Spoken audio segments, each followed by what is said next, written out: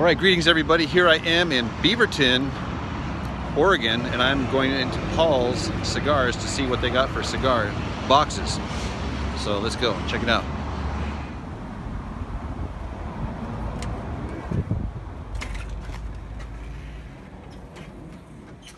Well, well, well, looky there.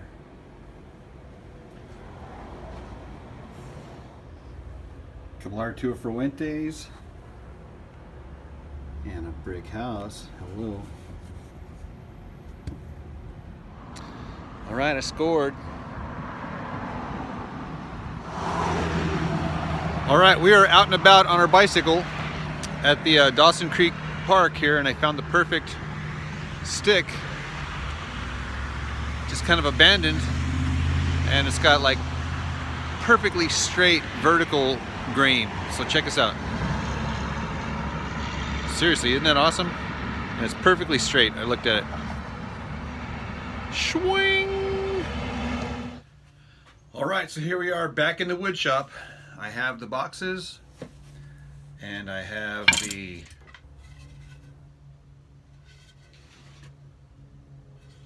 neck. And as I was going through these boxes, I was thinking to myself, I've built many brick houses, and these are Arturo Fuentes. They're great boxes. They were great boxes. No, seriously, these are awesome boxes.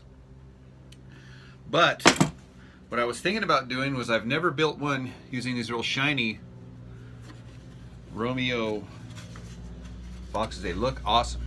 My gosh. So anyhow, I was thinking I could use one of these orange highlighted Home Depot necks fretboards to set it off. But first things first, this place is a total disaster. Oh my gosh. So we need to clean up.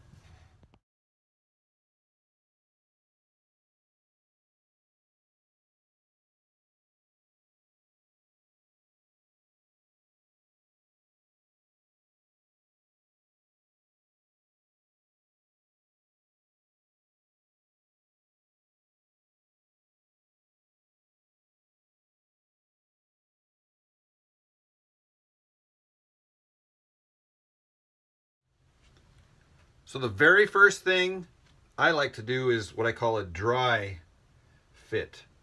I lay everything out, and then I measure, and then I make sure that all the proportions and dimensions and everything is exactly correct. So what I do, I start off with is the fretboard template, and I decided on a 23-inch scale,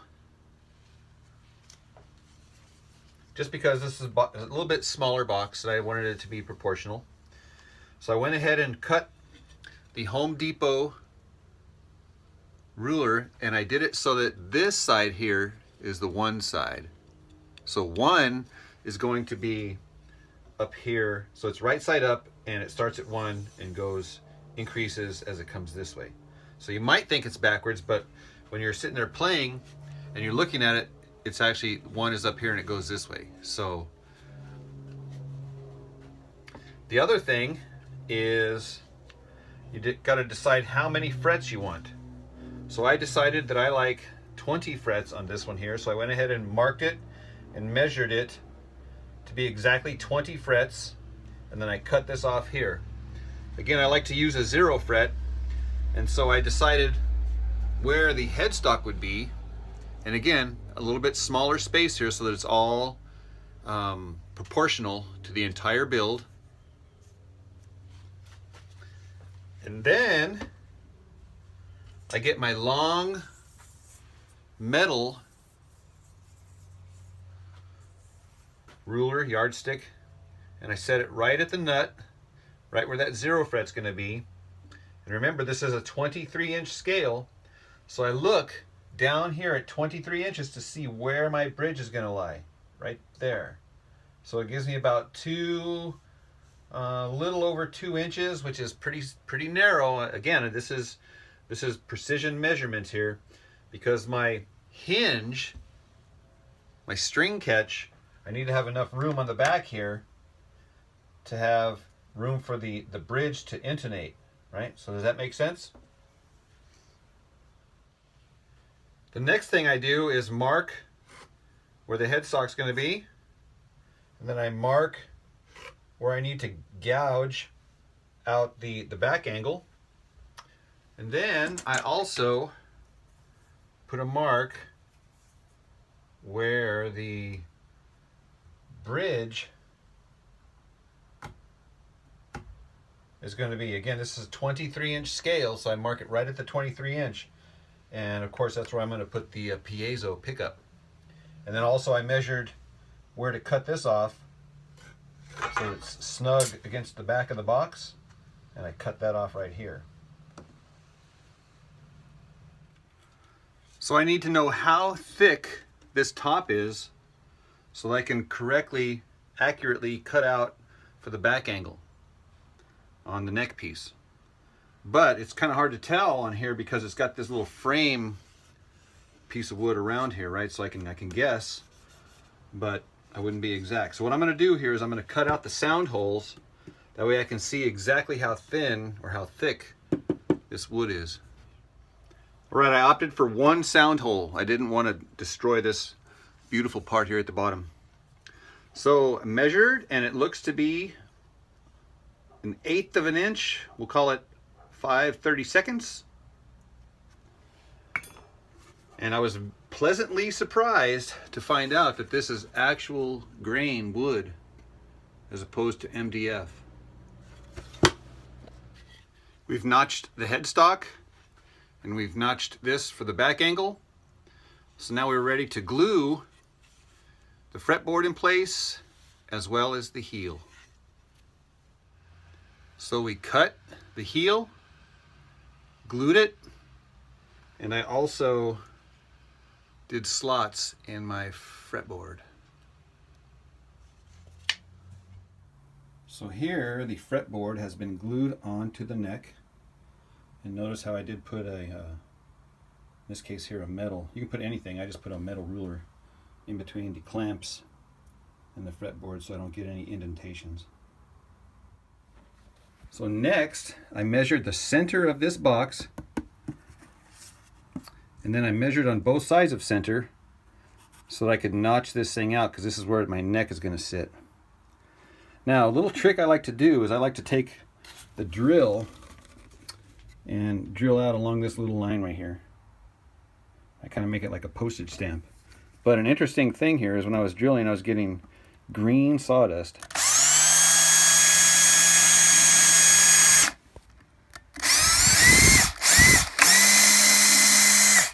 So what the heck? Green sawdust? So once I make a little dotted line, then I'll take the drill, kind of go at an angle.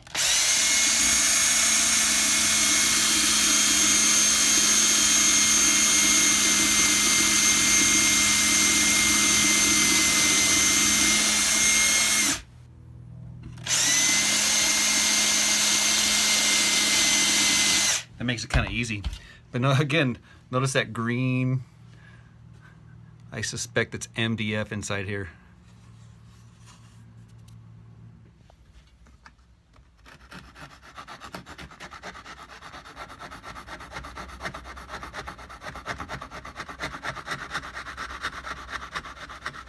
All right, so once you have these things cut out, then you can just bend it back. Yep, sure enough, green. The heck? What I like to do is I cut these things a little bit, just a tiny little bit smaller and not quite as deep as it needs to be. And then I go and I carve it out so that not only it's smooth, right, but that now I can get the precise depth, exact tight fit right here on both sides, right? There's no gap.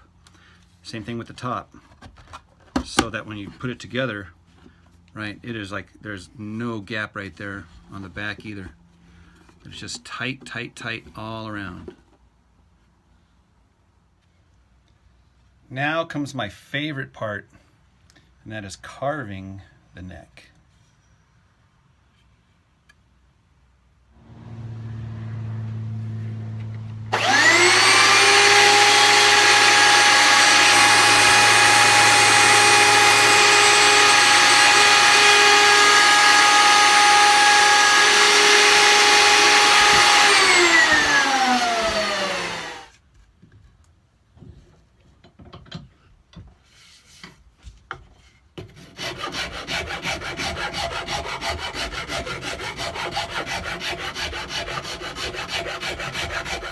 Now that this neck is shaped and slightly tapered, I'm going to start out with some coarse sandpaper and then work my way down to some fine sandpaper. Alright, so what I did is carved it, sanded it, then stained it black, then rubbed it off so that the yellow could be contrast, or the orange. And now I'm spraying it with this clear so that it's shiny like the box.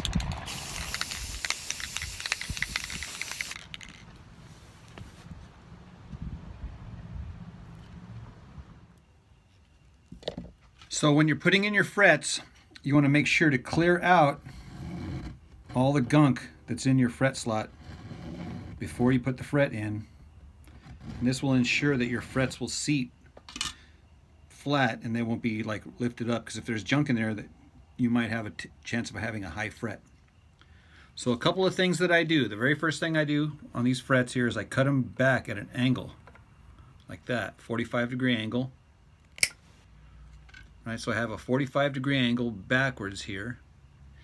And what I do is I take that angle that's going down this way and I put it on the treble side, which is the skinny string side of the fretboard here.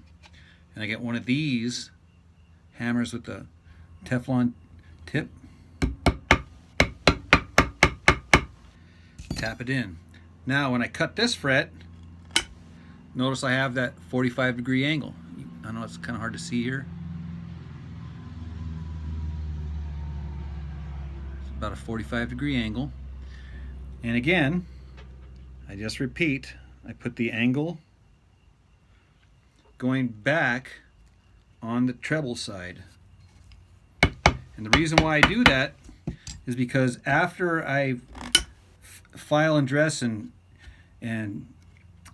polish my fret ends here, that there's no like little things sticking out here. In fact, the tang part of it is sticking back. So I don't have the risk potential of feeling those frets in time as I'm playing, because they're popping out. And as most of you are already aware, I do like to use this grinding wheel to take off the edges of my frets.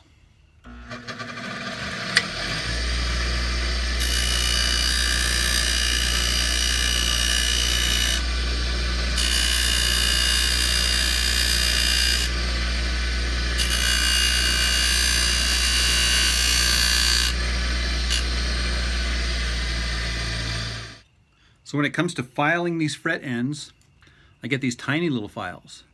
Now what I like to do is to take a grinder and grind smooth these flat sides here, these edges. So I leave the teeth on the wide part, and then the narrow part here, it's smooth, and leave the teeth here. And then what I will do is I will put the smooth side of the file just right under the fretboard, right next to the fret. Right next to the fret. And then with a pulling motion, I will pull and twist over the top of the fret.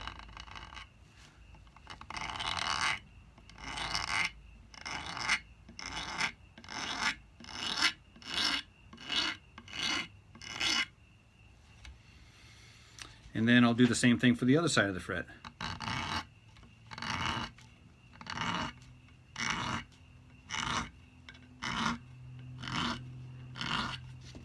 And all I'm doing is I'm just taking off that sharp little edge, knocking it down. I'm going to go and hit it with some sandpaper next. Next, I get some real fine grit sandpaper, And I position the neck so I can kind of see the reflection of my little edges here in the light. And then I just polish.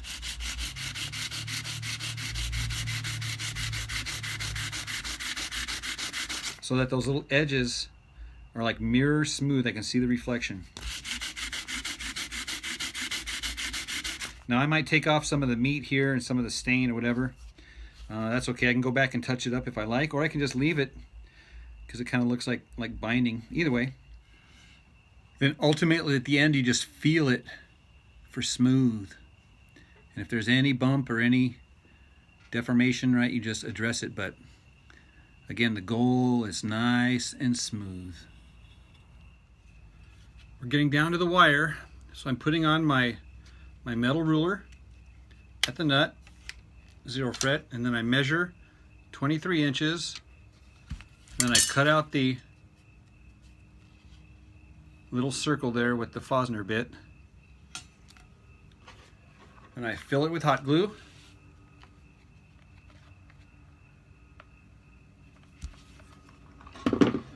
Then I put my piezo with the leads into the hot glue.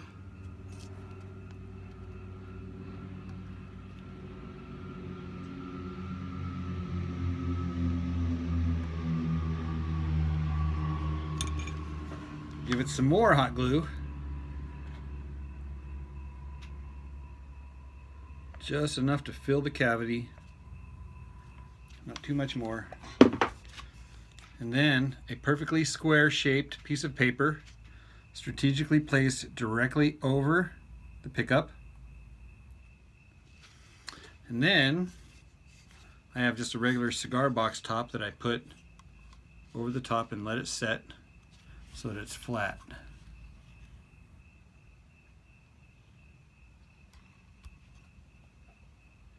All right, a couple little details before we button it up. Notice how the piezo is embedded in hot glue. And then notice this shelf. There's a little trough right here. It's kind of dug down so that the cigar box top is going to rest right here on this little shelf and right here at the piezo. That's an important little detail there.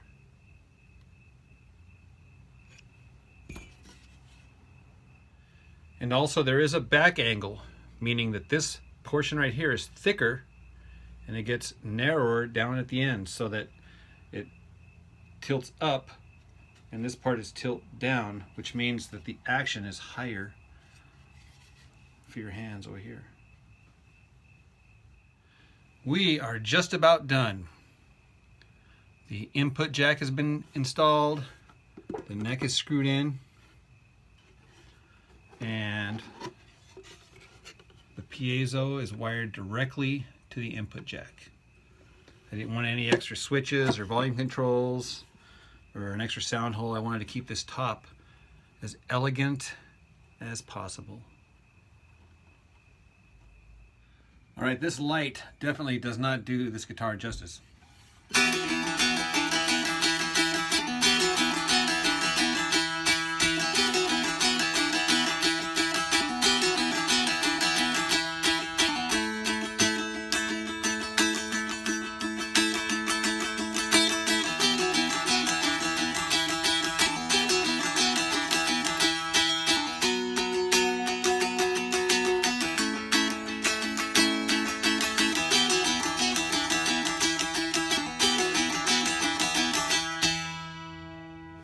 So this is the 26 gauge, the 17 gauge, and the 13 gauge, and I'm tuned E, B, E.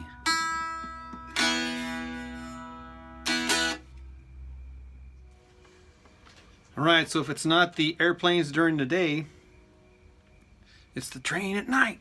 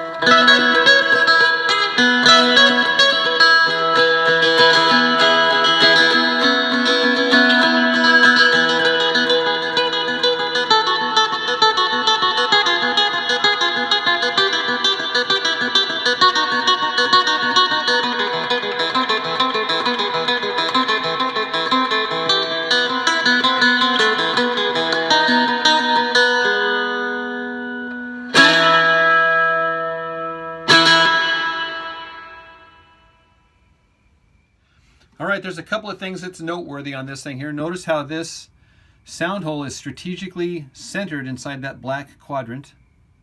The second thing is the back is felt. Have you ever felt the back of a cigar box guitar? Next is the gold appointments.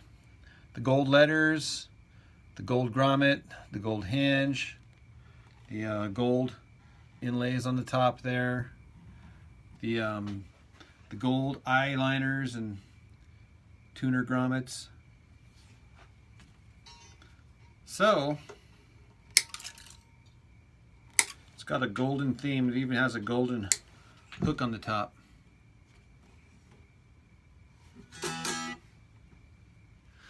Man, if you made it to this far in the video, you are awesome. This is a long video, I realize that. I probably left a lot of stuff out, but I tried to cram as much information as I could possibly in there. Anyhow, so if you like these kind of videos, be sure to like and subscribe. I will leave you with a musical outro.